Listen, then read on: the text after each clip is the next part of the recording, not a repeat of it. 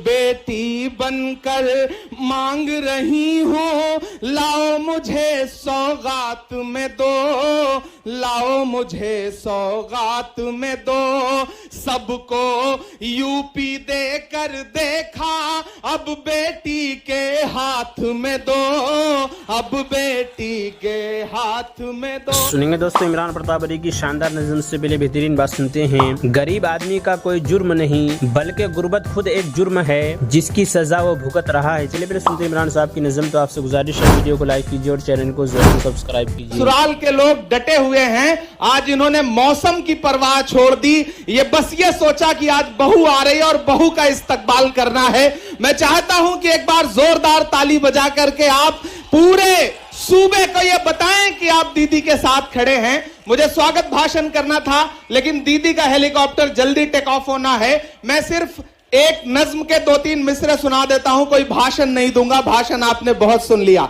नज्म में बस ये सुनाता हूं कि आप ये समझें कि दीदी कह रही हैं पूरे सूबे से, प्रियंका जी पूरे उत्तर प्रदेश से कह रही हैं कि बेटी बनकर मांग रही हूं, लाओ मुझे सौगात में दो, लाओ मुझे सौगात में दो।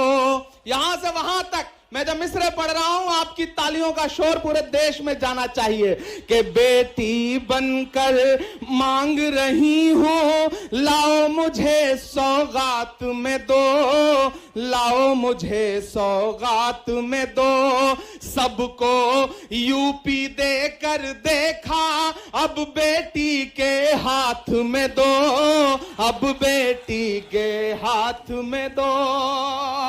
सवाल उठाते हैं लोग कि प्रियंका जी आई, क्यों आई, कैसे आई। मैं एक मिसरा पढ़ता हूं कि जो मुझसे ये कहते हैं कि कौन भला मैं होती हूं, तैयार रहना।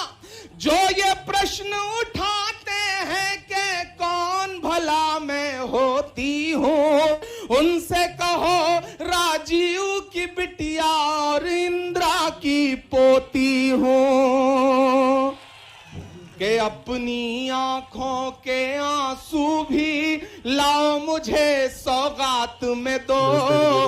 बेटी बनकर मांग रही हूं, यूपी मेरे हाथ में दो, बेटी बनकर। के पूरा भारत बेच दिया, कैसे व्यापारी बैठे हैं। 70 साल में कांग्रेस ने क्या दिया। एक दिन संसद में मोदी जी ने कहा क्या दिया 70 साल में कांग्रेस ने। बगल में राहुल जी बैठे थे, उन्होंने कहा पलट के अपने लोगों से कि मत बताना, जो बताओगे ये उसको भी बेच देंगे, इनका काम सिर्फ बेचने का है। कि पूरा भारत बेच दिया, कैसे व्यापारी बैठे हैं, दिल्ली से लखनऊ तलक नफरत के पुजारी बैठे हैं।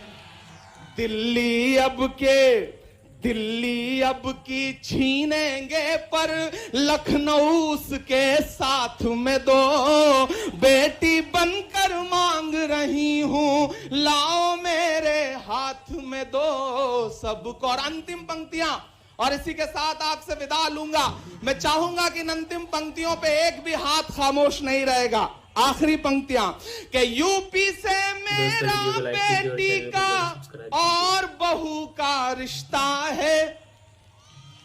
तमाम जिले ऐसे हैं जहां के लिए दीदी दीदी हैं, बेटी हैं, लेकिन मुरादाबाद के लिए बहू है। आखिरी पंक्तियां कि यूपी से मेरा बेटी का और बहू का रिश्ता है, सिर्फ सियासी नहीं यहां से मेरा लहू का रिश्ता है। अपना हौसला अपनी हिम्मत इस मुश्किल हालात में दो, सबको यूपी देकर देखा, अब बेटी के हाथ में दो, बेटी बनकर। आदरणीय दीदी का एक बार फिर से बहुत आभार प्रकट करता हूं। हम सब आपके इंतजार में थे और इस शहर ने आपका उसी तरह स्वागत किया। बहुत शुक्रिया, बहुत धन्यवाद। दोस्तों नज़म सुनने के बाद आप अपनी राय में क्या करना चाहते हो नीचे कमेंट बॉक्स में ज़रूर बताएंगे। दोस्तों मुंतखब हदीस किताब से कुछ हदीसें सुनते हैं। हज़रत बरा बिन गाज़िब रज़ियल्लाहु अन्हुमा से रिवायत है कि हम लोग नबी करीम सल्लल्लाहु अलैहि वसल्लम के साथ एक अंसारी सहाबी के जनाजे में कब्रिस्तान गए। जब हम इस कब्र के पास पहुँचे जो कि अभी खोदी नहीं गई थी। नबी करीम सल्लल्लाहु अलैहि वसल्लम वहाँ कब्र की तैयारी के इंतज़ार में तशरीफ़ फरमाए हुए और आपके इर्द गिर्द हम भी इस तरह मुतवज्जा होकर बैठ गए गोया कि हमारे सरों पर परिंदे बैठे हों। आपके हाथ में लकड़ी थी जिससे ज़मीन को कुरेद रहे थे, जो किसी गहरी सोच के वक्त होता है। फिर आप सल्लल्लाहु अलैहि वसल्लम ने अपना सर मुबारक उठाया और दो या तीन मरतबा फरमाया, अज़ाब कब्र से अल्लाह ताला की पनाह मांगो। फिर इरशाद फरमाया, अल्लाह का मोमिन बंदा इस दुनिया से मुंतकिल होकर जब आलम बरज़ख में पहुँचता है, यानी कब्र में दफन कर दिया जाता है, तो उसके पास दो फरिश्ते आते हैं और उसको बिठाते हैं। फिर उससे पूछते हैं कि तुम्हारा रब कौन है? वो कहता है कि मेरा रब अल्लाह है। फिर पूछते हैं तुम्हारा दीन क्या है? वो कहता है मेरा दीन इस्लाम है। फिर पूछते हैं कि यह आदमी तुम में नबी बनाकर भेजे गए थे, यानी हज़रत मोहम्मद सल्लल्लाहु अलैहि वसल्लम, उनके बारे में तुम्हारा क्या ख्याल है? वो कहता है वो अल्लाह ताला के रसूल हैं। फरिश्ते कहते हैं तुम्हें ये बात किसने बताई, यानी तुम्हें इसके रसूल होने का इल्म किसके ज़रिए हुआ? वह कहता है कि मैंने अल्लाह ताला की किताब पढ़ी, इस पर ईमान लाया, उसको सच माना। उसके बाद रसूलुल्लाह सल्लल्लाहु अलैहि वसल्लम ने इरशाद फरमाया, मोमिन बंदा फरिश्तों के मज़कूरा बाला सवालात के जवाबात जब इस तरह ठीक ठीक दे देता है तो एक मुनादी आसमान से निदा देता है, यानी अल्लाह ताला की तरफ से आसमान से ऐलान कर दिया जाता है कि मेरे बंदे ने सच कहा, लिहाजा उसके लिए जन्नत का बिस्तर बिछा दो, उसे जन्नत का लिबास पहना दो और उसके लिए जन्नत में एक दरवाज़ा खोल दो। चुनांचे वो दरवाज़ा खोल दिया जाता है और उससे जन्नत की खुशगवार हवाएं और खुश बुएँ आती रहती हैं और कब्र उसके लिए हद निगाह तक खोल दी जाती है। ये हाल तो रसूलुल्लाह सल्लल्लाहु अलैहि वसल्लम ने मरने वाले मोमिन का बयान फरमाया। इसके बाद आपने काफिर की मौत का जिक्र किया और इरशाद फरमाया, मरने के बाद उसकी रूह उसके जिस्म में लौटा दी जाती है और उसके पास भी दो फरिश्ते आते हैं और उसको बिठाते हैं और उससे पूछते हैं कि तेरा रब कौन है?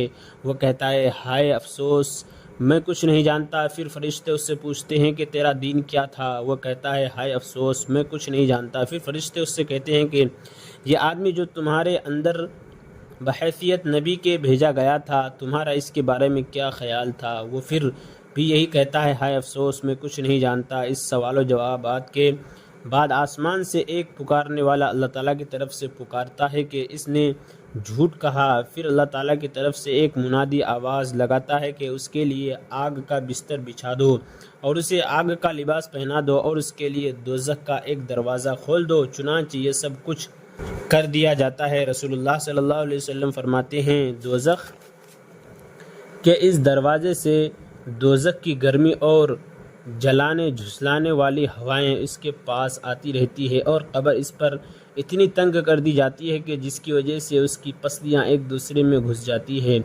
फ़ायदा फरिश्तों का काफिर को यूँ कहना कि उसने झूठ कहा, इसका मतलब यह है कि काफिर का फरिश्तों के सवाल के जवाब में अपने इंजाम होने का ज़ाहिर करना झूठ है, क्योंकि हकीकत में वो अल्लाह ताला के तौहीद, इसके रसूल और दीन इस्लाम का मुनकिर। दोस्तों ऐसी वीडियो के लिए हमारे इस चैनल को ज़रूर सब्सक्राइब करें। मिलते हैं और दूसरी वीडियो के साथ। तो जब तक के लिए दीजिए मुझे इजाज़त और रखिए अपना ख्याल। आप देख रहे थे साकिब मीडिया और मैं आपके साथ मोहम्मद साकिब। अस्सलामु अलैकुम व रहमतुल्लाहि व बरकातहू।